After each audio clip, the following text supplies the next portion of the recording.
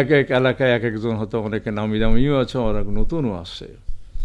এখন সাধারণ মানুষ কাকে লুপে নেবে? ইলেকশন ক্যাম্পেইন একটা বড় ফ্যাক্টর। এমন হইতে পারে যে ইলেকশনের আগের রাতে অনেক সময় চেঞ্জ হয়ে যায়। অতএব সব কিছু ফোর্সি করা যায় না। বলা যায়, কিন্তু what will happen we don't know. এখন ধরেন 91 সালে আওয়ামী লীগ ক্যাবিনেট ফর্ম করে ফেলেছে, কিন্তু পরে ক্যাবিনেট ফর্ম করলো কে? বিএনপি। এটা কিছুই দিয়ে বুঝতে পারবেন না যে কখন যে কি কথায় মানুষ ঘুরে যায়। কিন্তু মূল কথা, যেই দলে আসুক বা কয়েক দল মিলে যে জোট হয় সেই দলেও আসুক, কিন্তু দেশে যেন গণতন্ত্র এস্টাবলিশ হয়, ভোটটা যেন ফেয়ার অ্যান্ড ফ্রি ইলেকশন হয়।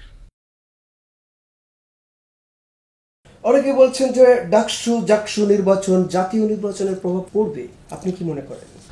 দেখেন, ইলেকশনটা এমন একটা জিনিস, আগের রাতেও সব কিছু চেঞ্জ হয়ে যায়। প্রতিটি সরকারের প্রধানমন্ত্রী উনি সব কিছু ম্যানেজ করতে পেরেছে, কিন্তু যেইমাত্র উনি রাজাকার বলে সবাইকে গালিগালাজ করেছে, তখন পুরা সিনারিও চেঞ্জ হয়ে গেছে। তখন স্লোগান এসছে, তুমি কে আমি কে, রাজাকার রাজাকার। ওই এক স্লোগান আর ওনার অর্ধেক ধসে পড়েছে। এখন সবাই ইলেকশন ক্যাম্পেইন করে সব দলের প্রতি সম্মান রাখি কথা বলছি। এক এক এলাকায় এক একজন হয়তো অনেকে নামি দামিও আছে, অনেক নতুনও আছে। এখন সাধারণ মানুষ কাকে লুপে নেবে? ইলেকশন ক্যাম্পেইন একটা বড় ফ্যাক্টর। এমন হইতে পারে যে ইলেকশনের আগের রাতে অনেক সময় চেঞ্জ হয়ে যায়। অতএব সব কিছু ফোর্সি করা যায় না। বলা যায়, কিন্তু what will happen we don't know. এখন ধরেন 91 সালে আওয়ামী লীগ ক্যাবিনেট ফর্ম করে ফেলেছে, কিন্তু পরে ক্যাবিনেট ফর্ম করলো কে? বিএনপি। এটা কিছুই দিয়ে বুঝতে পারবেন না যে কখন যে কি কথায় মানুষ ঘুরে যায়। কিন্তু মূল কথা, যেই দলে আসুক বা কয়েক দল মিলে যে জোট হয় সেই দলেও আসুক, কিন্তু দেশে যেন গণতন্ত্র এস্টাবলিশ হয়, ভোটটা যেন ফেয়ার অ্যান্ড ফ্রি ইলেকশন হয়। তারেক রহমান এক বক্তব্যে বলেছেন, স্বৈরাচার পালিয়ে গিয়েছে কিন্তু অদৃশ্য শক্তি মাথাচাড়া দিয়ে উঠেছে। এটা কিসের ইঙ্গিত বলে আপনি মনে করেন? এখন যারা পালিয়ে গেছে তাদের কাছে সব কিছু আছে, শক্তি আছে, সামর্থ্য আছে।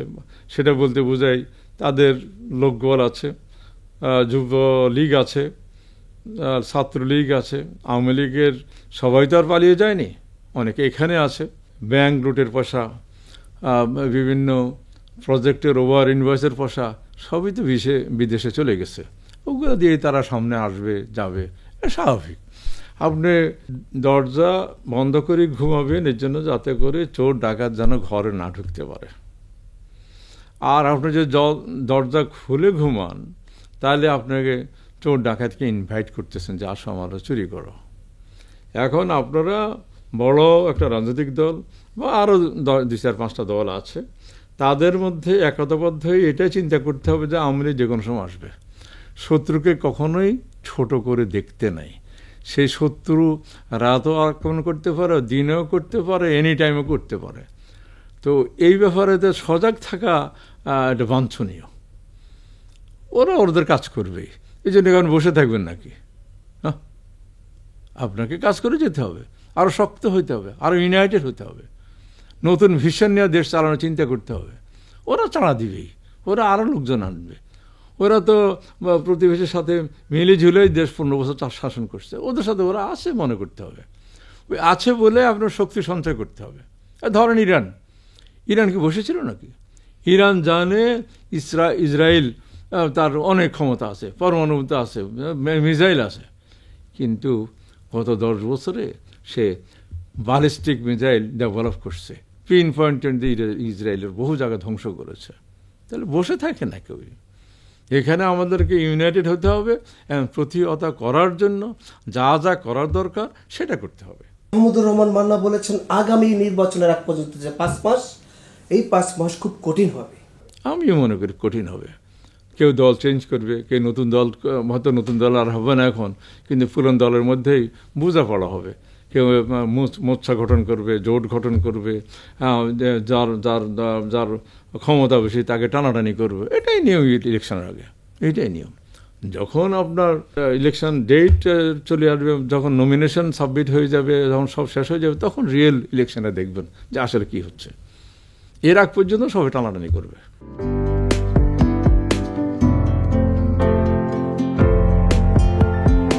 পহেলা জানুয়ারি 2025 ইউটিউব জার্নালিজমের অগ্রদূত changetv.press 6 বছর পেরিয়ে পা রাখল গর্বিত আমি অত্যন্ত আনন্দিত হলাম যে চেঞ্জ টিভি আগামী কয়েকদিনের মধ্যেই 6 বছর পূর্ণ করবে।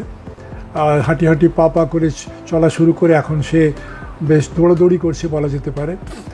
ও নামটাও অত্যন্ত বলবো যে সিগনিফিক্যান্ট, যে চেঞ্জ, এই গণঅভ্যুত্থান কিন্তু চেঞ্জ চেয়েছে। সেই হিসেবে তোমার টেলিভিশনের, তোমার এই চ্যানেলের নামের একটা যথেষ্ট মিল পাওয়া যায়। আমার প্রত্যাশা যে এই গণঅভ্যুত্থানের যে প্রত্যাশা, যে আশা আকাঙ্ক্ষা, চেঞ্জ টিভি সেটিকে এগিয়ে নিয়ে যাবে। তোমাকে শুভেচ্ছা। চেঞ্জ টিভি যারা সম্পৃক্ত আছেন, যারা কর্মী আছেন, সামনে পেছনে সকলকে আমার শুভেচ্ছা। changetv.press, এক ফোঁটা হলুদ নেই। Online TV channel change TV 6 বছর ধরে ওনারা কাজ করে যাচ্ছেন। ইতিমধ্যে জনগণের হৃদয়ে স্থান করে নিয়েছেন।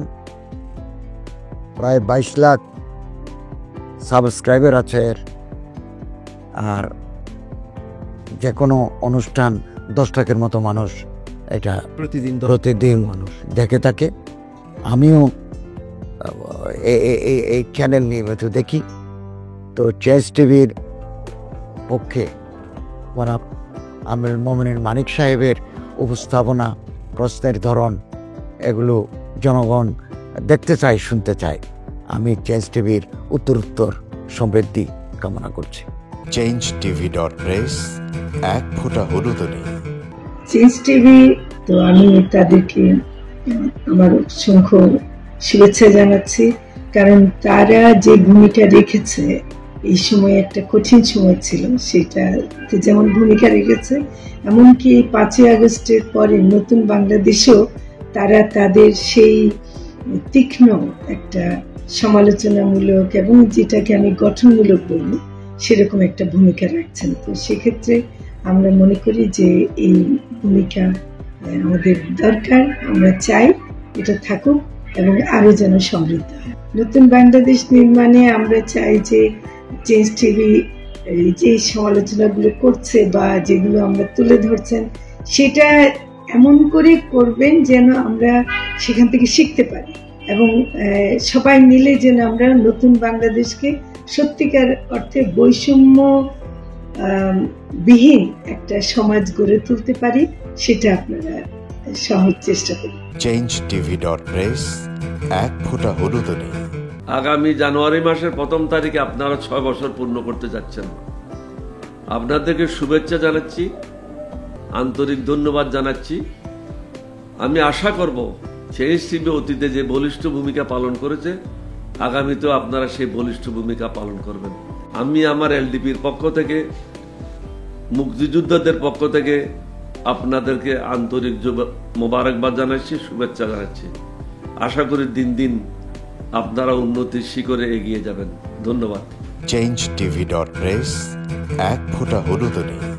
প্রতিটি সরকারের আমলে 10 বছর আমি কোনো ব্যবসা করতে পারিনি। আমার ব্যবসা বন্ধ করার জন্য যত রকম দরকার সব কাজই করেছে,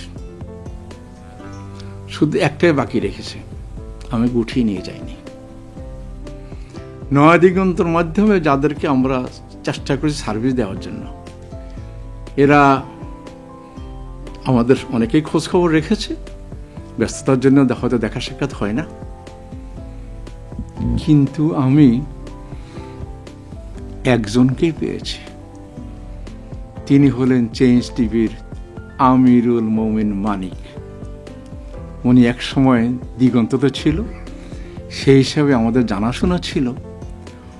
ওনার একটা ইন্টারভিউতে আমার খুব পছন্দ হয়েছে, সেজন্য আমি ওনাকে 10:30টার সময় ফোন করেছি। উনি উত্তরে বললেন, গলাটা খুব পরিচিত, প্রথমে হয়তো নামটা বুঝে সারেননি, আমার নামটা খেয়াল করতে, আমি সাথে সাথে নাম বলেছি এবং বললো যে 3 দিনের মধ্যে আপনার সাথে আমি দেখা করব।